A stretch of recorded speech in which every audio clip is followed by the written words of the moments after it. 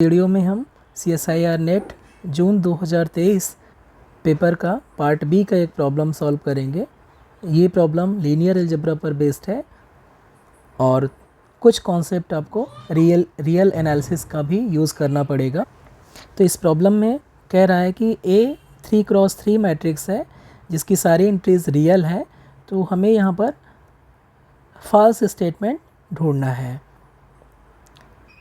अब चूँकि यहाँ पर मैट्रिक्स 3x3 की दिया हुआ है और उसकी सारी एंट्रीज रियल है, तो इसका जो करेक्टरिस्टिक पॉलिनोमियल होगा वो एक्चुअली रियल पॉलिनोमियल होगा और उसकी डिग्री 3 हो जाएगी।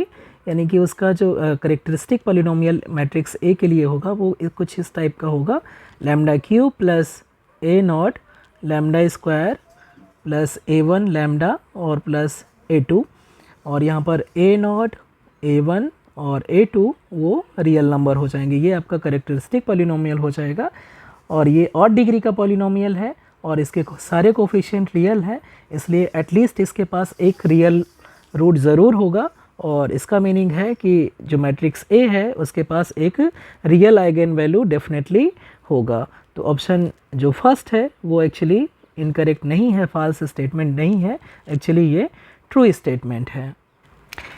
सेकेंड ऑप्शन में आते हैं, तो यहाँ पर कह रहा है कि if the determinant of A is zero then zero is eigenvalue of A. Obviously अगर डिटर्मिनेंट ये ज़ीरो दिया है तो इसे हम क्या लिख सकते हैं, this is if and only if A minus zero times identity matrix is equal to zero, and this is if and only if zero is eigenvalue of A. तो ये तीनों कंडीशन एक्चुअली इक्विवेलेंट है, यानी कि determinant अगर किसी matrix का zero है तो डेफिनेटली ज़ीरो आइगन वैल्यू हो जाएगा, और अगर ज़ीरो आइगन वैल्यू है किसी मैट्रिक्स का तो डेफिनेटली उसका डिटर्मिनेंट ज़ीरो होगा। इसलिए ऑप्शन नंबर 2 भी एक्चुअली ट्रू है और हमें ढूंढना है फॉल्स स्टेटमेंट। इसलिए ना तो फर्स्ट और ना ही सेकेंड ऑप्शन हमारी करेक्ट चॉइस होगी। अब आते हैं हम फोर्थ ऑप्शन में। फोर्थ ऑप्शन में कह रहा है कि if the determinant of A is positive and 3 is eigenvalue of A, then A must have 3 real eigenvalues. अगर हम एक मैट्रिक्स ऐसी कंस्ट्रक्ट कर दें कि जिसका डिटर्मिनेंट पॉजिटिव हो और 3 उसका एक आइगन वैल्यू हो और उसके पास 3 रियल आइगन वैल्यूज़ नहीं है, तो ये स्टेटमेंट फॉल्स हो जाएगा। तो इसके लिए हम एक मैट्रिक्स कंस्ट्रक्ट कर रहे हैं बहुत ही सिंपल तरीके से। चूँकि हमें 3 को आइगन वैल्यू रखना है तो 3 को हम यहाँ पर स्टार्टिंग में रख दे रहे हैं, बाकी सारे एंट्रीज 0 कर दे रहे हैं, और इसका जो डिटर्मिनेंट है वो पॉजिटिव रखना है और हम चाहते हैं कि इसके जो आइगन वैल्यूज़ हैं वो रियल ना होने पाए। तो इसमें हम क्या करेंगे, 0 कर रहे हैं, इसको भी 0 कर रहे हैं और ये एंट्रीज -1 कर दे रहे हैं। फिर थर्ड रो में 0 1 और 0 कर रहे हैं।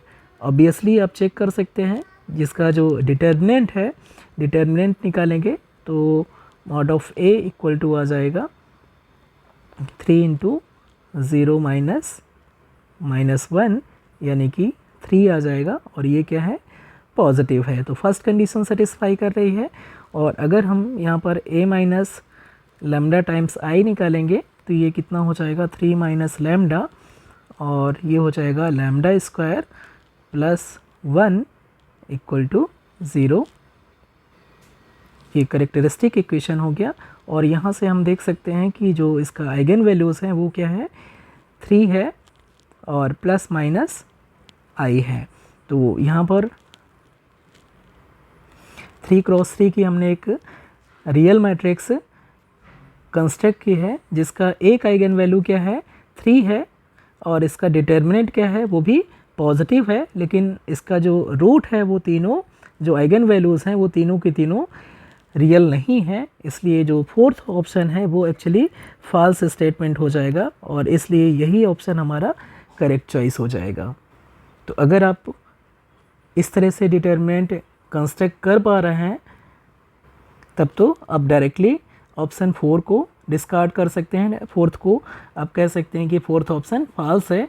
अदरवाइज़ आपको 3 ऑप्शन को डिस्कार्ड करना पड़ेगा, यानी कि यहाँ पर दिखाना पड़ेगा कि वो तीनों बाकी रिमेनिंग तीनों स्टेटमेंट एक्चुअली ट्रू हैं। तो दो फर्स्ट और सेकंड ऑप्शन को हमने देख लिया है कि वो दोनों स्टेटमेंट ट्रू है। अगर हम चाहें तो थर्ड ऑप्शन को भी देख सकते हैं कि वो भी एक्चुअली ट्रू स्टेटमेंट है। उसे कैसे देख पाएंगे वो अभी हम डिस्कस करने जा रहे हैं। तो थर्ड ऑप्शन में क्या दिया हुआ है उसको देखें। थर्ड ऑप्शन में दिया हुआ है कि determinant of A actually negative है और 3 इसका एक आइगन वैल्यू है, और कह रहा है अगर ये कंडीशन होल्ड कर रही है तो जो ए के आइगन वैल्यू हैं then A must have 3 real eigenvalues. तो इसके जो आइगन वैल्यूज़ हैं जो कि एग्जैक्टली 3 होंगे वो तीनों के तीनों रियल आइगन वैल्यूज़ होंगे। ये हमें एक्चुअली दिखाना है कि ये स्टेटमेंट ट्रू है। तो कैसे देख पाएंगे, यहाँ पर जो मैट्रिक्स दी हुई थी वो 3x3 मैट्रिक्स थी और उसकी एंट्रीज रियल थी, तो उसका जो करेक्टरिस्टिक पॉलिनोमियल होगा वो कुछ इस टाइप का होगा और उसके जो कोफिशिएंट होंगे वो सारे के सारे रियल होंगे। अब यहाँ पर हमें एक रिज़ल्ट की ज़रूरत है कि जो प्रोडक्ट है, product of eigenvalues of a matrix A is equal to determinant of A. अगर कोई भी मैट्रिक्स किसी भी ऑर्डर की दी हुई है उसके सारे आइगन वैल्यूज़ का प्रोडक्ट हमेशा डिटर्मिनेंट के उस मैट्रिक्स के डिटर्मिनेंट के बराबर होता है। ये एक स्टैंडर्ड रिज़ल्ट है, इसका हमें यूज़ करना है। अब अगर मान लें कि थर्ड ऑप्शन के लिए कि ये करेक्टरिस्टिक पॉलिनोमियल है और इसके जो आइगन वैल्यूज़ हैं वो क्या हैं, आइगन वैल्यूज़ अगर हम मान लें कि हैं λ1 λ2 और तीसरा जो आइगन वैल्यू है वो यहाँ पर दिया हुआ है कि 3 इस आइगन वैल्यू, तो 2 हम आर्बिट्रेरी ले रहे हैं और तीसरा आइगन वैल्यू हम 3 ले रहे हैं। तो इन तीनों का जो प्रोडक्ट है 3 इंटू λ1 इंटू λ2, ये क्या दिया हुआ है यहाँ पर, डिटर्मिनेंट ऑफ ए नेगेटिव दिया है। तो इस रिज़ल्ट से ये तीनों का प्रोडक्ट डिटर्मिनेंट के बराबर हो जाएगा, डिटर्मिनेंट ऑफ ए के, और ये क्या दिया हुआ है, नेगेटिव नंबर दिया हुआ है, नेगेटिव दिया हुआ है। अब हमें कंक्लूड करना है कि जो λ1 है और λ2 है एक्चुअली वो दोनों रियल नंबर हैं। अगर ये हम कंक्लूड कर देंगे तो थर्ड जो ऑप्शन है वो एक्चुअली करेक्ट स्टेटमेंट हो जाएगा, ट्रू स्टेटमेंट हो जाएगा, और यही हमें कंक्लूड करना है।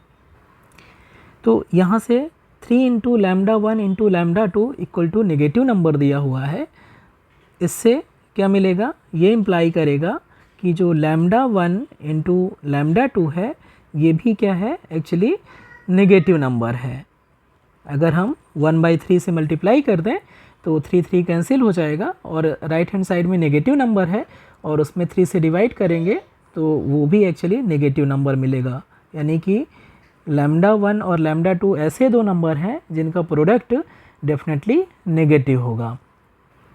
अब यहाँ पर जो λ1 और λ2 हैं वो क्या हैं, आइगन वैल्यू हैं किसके, एक मैट्रिक्स के जिसका ऑर्डर 3x3 है और उसकी एंट्रीज क्या हैं, रियल हैं। यानी कि इस टाइप के पॉलिनोमियल, रियल पॉलिनोमियल के ये रूट्स हैं। तो हमें मालूम है कि जो रियल पॉलिनोमियल के रूट्स होते हैं, अगर λ1 अगर कॉम्प्लेक्स होता, λ1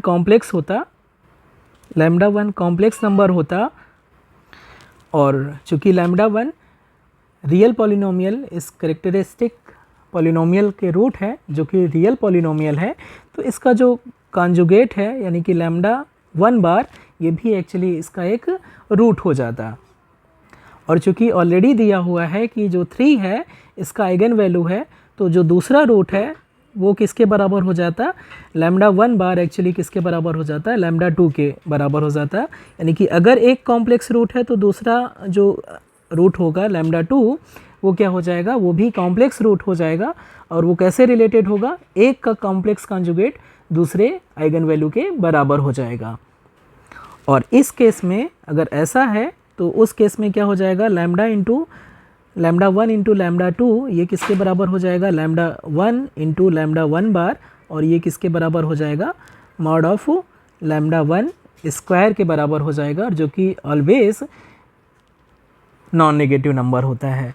तो यहाँ पर अगर हम a को कॉम्प्लेक्स रूट ले लेंगे, लैम्डा 1 या लैम्डा 2 को अगर हम कॉम्प्लेक्स रूट ले रहे हैं, कॉम्प्लेक्स आइगन वैल्यू ले रहे हैं, तो दूसरा अपने आप ही कॉम्प्लेक्स नंबर होगा और वो लैम्डा 1 का कॉम्प्लेक्स कॉन्जुगेट हो जाएगा, क्योंकि ये दोनों आइगन वैल्यू हैं या रूट है एक रियल पॉलिनोमियल के, और इसलिए उन दोनों का जो प्रोडक्ट है वो एक्चुअली नॉन नेगेटिव हो जाएगा। और यहाँ पर दोनों का जो प्रोडक्ट है वो क्या आ रहा है, नेगेटिव आ रहा है। इसलिए जो लैम्डा 1 और लैम्डा 2 उनमें से कोई भी कॉम्प्लेक्स नंबर नहीं हो सकता है, यानी कि लैम्डा 1 और लैम्डा 2 दोनों रियल होंगे, रियल नंबर होंगे। मीन्स कि इस केस में तीनों eigen values real eigen values हो जाएंगे, और जो हमारा ऑप्शन नंबर 3 है वो भी ट्रू स्टेटमेंट हो जाएगा, और हमें चाहिए फॉल्स स्टेटमेंट, इसलिए फर्स्ट 3 ऑप्शन इनकरेक्ट हो जाएंगे और हमारी करेक्ट चॉइस 4th ऑप्शन हो जाएगी।